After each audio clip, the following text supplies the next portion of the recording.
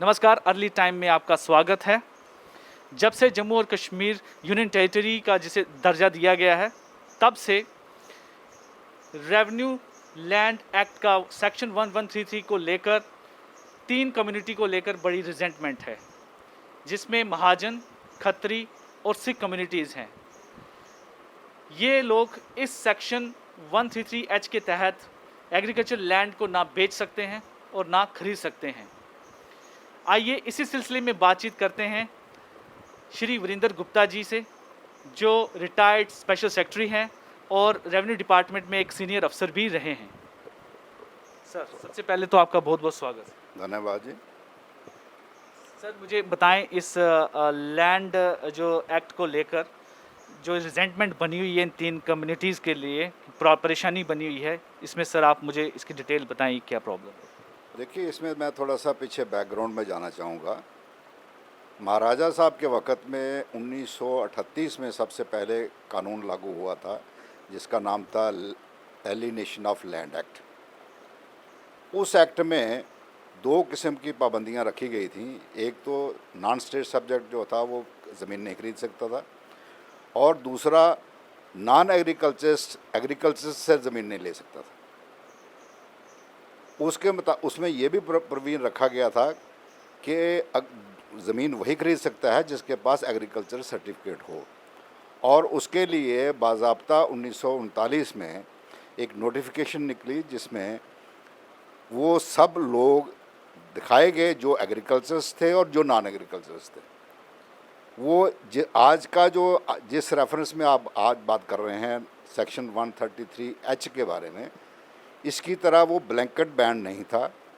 उसमें हर किस्म की प्रोविजन रखा गया था, एग्रीकल्चर क्लास के लिए डिफ़ाइन किया गया था, और वो ये किसी एक पर्टिकुलर जमात के लिए नहीं था। मिसाल के तौर पर मैं बताऊंगा कि उस नोटिफिकेशन में कश्मीर डिवीज़न में अगर मुसलमान एग्रीकल्चर कहा गया था, तो उसमें कम से कम 40 कौमें ऐसी, मुसलमानों में से 40 कौमें ऐसी थी जो नॉन एग्रीकल्चर डिक्लेयर की गई थी। इसी तरह से इवन कश्मीरी पंडितों में या कश्मीरी हिंदुओं में भी कला गई थी। जम्मू डिवीज़न में भी क्लासेस डिफाइन की गई थी जो एग्रीकल्चर से नॉन एग्रीकल्चर से, लेकिन अलग अलग उनको बताया गया था। दूसरी बात मैं ये कहना चाहूँगा कि उस वक़्त ये जो कानून बना, उस वक़्त के हालात और आज के हालात में ज़मीन आसमान का फ़र्क है। उस वक़्त हो सकता है किसी इलाके में शाहूकारा सिस्टम हो और शाहूकार ज़मीन खरीद लेते होंगे, उस चीज़ को डिस्करेज करने के लिए ये कदम उठाया गया था। लेकिन उस चीज़ को ध्यान रखते हुए उन्होंने सिर्फ शाहूकारों को ही के लिए पाबंदी रखी, बाकी लोगों को कोई पाबंदी नहीं रखी। और उसमें एक सबसे बड़ा प्रोविजन ये भी था कि अगर एक नॉन एग्रीकल्चरिस्ट दूसरे नॉन एग्रीकल्चर्स को बेचना चाहता था, उसमें कोई पाबंदी नहीं थी। दूसरा, उसमें डिप्टी कमिश्नर को इजाज़त थी, हुक्म दिया गया था कि वो अगर परमिशन दे तो आगे ज़मीन खरीदो फरोख्त हो सकती है।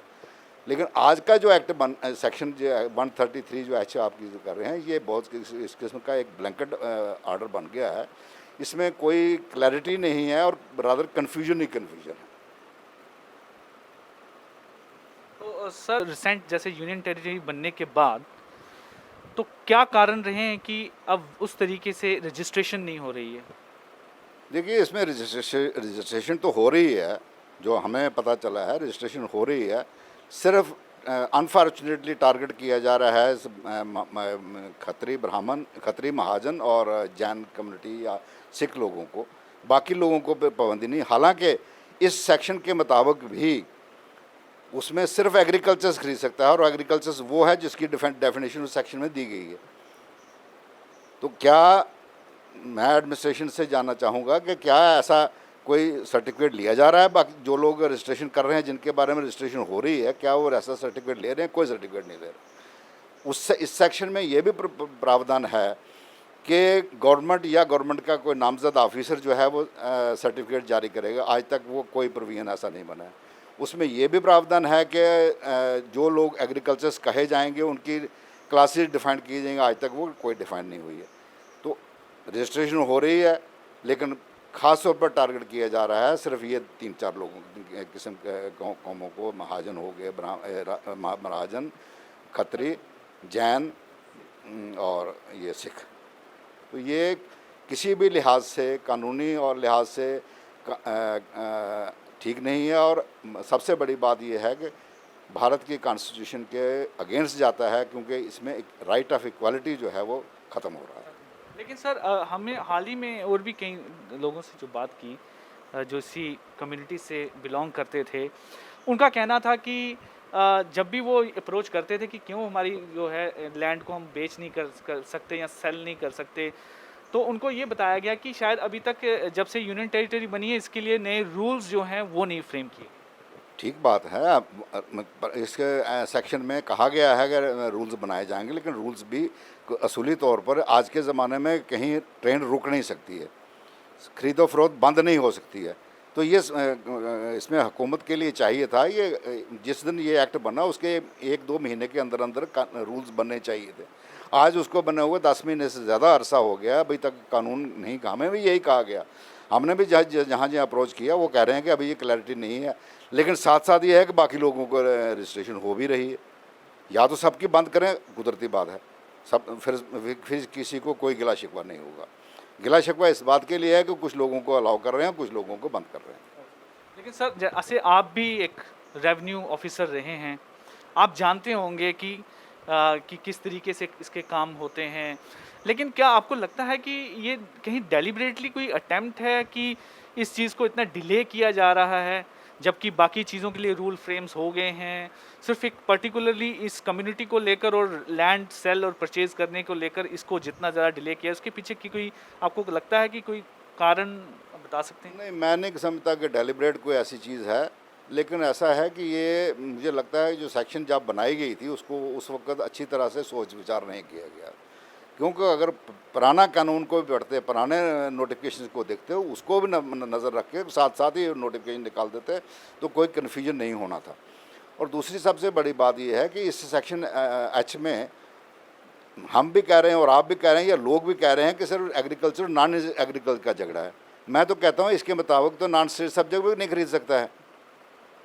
तो नॉन स्टेट सब्जेक्ट जो है वो वही खरीद पाएगा ना कि जो एग्रीकल्चर सर्टिफिकेट लेगा। तो जो एक दिल्ली में रहता है या पंजाब में रहता है वो एग्रीकल्चर सर्टिफिकेट जम्मू से कहाँ से लाएगा जब वो यहाँ रहता ही नहीं है। तो वो इसका मतलब ये है कि वो जो कहा जा रहा है कि स्टेट सब्जेक्ट और नॉन स्टेट आप खरीद सकते हैं, वो भी एक घोंसला ही बन जाएगा। लेकिन हमें ये भी देखा गया कि जब से यूनियन टेरिटरी बनी है, अब इस तरह से कहा गया कि जो यहाँ ज़मीन भी खरीद सकते हैं उसके लिए चाहे डोमिसाइल का भी उनको सर्टिफिकेट लेना पड़ेगा, लेकिन जो जहाँ के बाशिंदे हैं जो जहाँ पे रह रहे हैं कई दशकों से, लेकिन उनके लिए ये एक इस तरीके की परेशानी बना दी है। ये क्या आप मानते हैं ये सरासर एक डिस्क्रिमिनेशन है? नहीं, मैं वही कहूँगा कि डिस्क्रिमिनेशन वाली जानबूझ के नहीं की गई है। उसमें यह है कि लथार्जिक है, इस चीज़ को एक्सपेडाइट करने की ज़रूरत है। 10 महीने नहीं लगने चाहिए थे, इस वक्त तक नोटिफिकेशन निकल जानी चाहिए थे। हमें भी जब भी हमने कहीं अथॉरिटीज़ को अप्रोच किया वो यही कह रहे हैं कि हम इसमें नोटिफिकेशन तैयार कर रहे हैं, लेकिन इतना टाइम लगने की ज़रूरत नहीं थी। तो इस सिलसिले में मतलब बीइंग आप एक यहाँ के सिटीज़न, तो किस तरीके की आप अपील करेंगे और आपकी अब क्या नेक्स्ट इस मामले को लेकर किस तरीके का एक अप्रोच रहेगी या कोई क्या स्टेप्स रहेंगे? मैं तो इसमें यही कहूँगा, जैसा कि मैंने पहले भी कहा है कि पहले जो सेक्शन बनाई गई है उसमें थोड़ी सी जल्दबाजी हुई है, ज़्यादा सोच विचार नहीं किए गए। अब भी इसको ज़रा अच्छी तरह से सोच विचार करके इसका हल निकाला जा सकता है। ऐसी कोई बात नहीं, पाबंदी रखनी है तो रखी भी जा सकती है, लेकिन ब्लैंकेट पाबंदी नहीं हो सकती। ये कॉन्स्टिट्यूशन के ख़िलाफ़ है और जम्मू कश्मीर के लोगों के हित के भी खिलाफ होगा। कॉन्स्टिट्यूशन के हिसाब से अब बात की आपने, तो जहाँ पे जैसे अभी आपने जिक्र भी किया था कि राइट ऑफ इक्वलिटी, लेकिन अब तो ऐसा समय है कि कास्टिज़म के हिसाब से तो वो कोई प्रोफेशन होता नहीं है। कोई भी जो है वो कोई भी किसी तरीके का प्रोफेशन कर सकता है। तो उस बीच में आपको लगता है कि इस जो सेक्शन की अभी रेलेवेंस होनी चाहिए? नहीं, मैं भी वही कह रहा हूँ। मैं भी ये कह रहा हूँ कि एक तो सेक्शन जो बनाई गई जल्दबाजी में बनाई गई, एक तो इक्वलिटी है ही है, दूसरा ये कि आज के ज़माने में आप किसी को पाबंद नहीं कर सकते। आज ब्राह्मण, खत्री, राजपूत, शेड्यूल कास्ट बड़े बड़े अच्छे बिजनेस कर रहे हैं, तो क्या आप उनको कहेंगे वो नॉन एग्रीकल्चर हो गए? तो इसलिए ये इस किस्म की पाबंदी लगाना ही गलत है मेरे हिसाब से।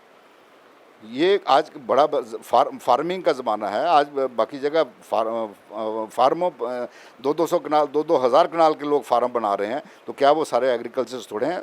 इसलिए इन चीज़ों को उन सब चीज़ों के मद्देनज़र दोबारा सोच करने की ज़रूरत है। जैसे कि आपने सुना वीरेंद्र कुमार गुप्ता जी ने कितनी डिटेल में इस मुद्दे के बारे में उन्होंने बताया। उन्होंने कहा कि इस मसले को इतना डिले नहीं होना चाहिए, और जहाँ पर राइट ऑफ इक्वलिटी की उन्होंने बात करते हुए कहा कि जब एक फंडामेंटल जो राइट होता है इक्वलिटी का, ये उसकी वायलेशन है। तो आज के समय में जब हर कम्युनिटी के लोग हर प्रोफेशन कर सकते हैं, हर प्रोफेशन को अडॉप्ट कर सकते हैं, उसमें आगे बढ़ सकते हैं, तो इस चीज़ को जो है इतनी ज़्यादा जो तरजीह नहीं देनी चाहिए, और इस मसले को जल्द से जल्द हल करना चाहिए।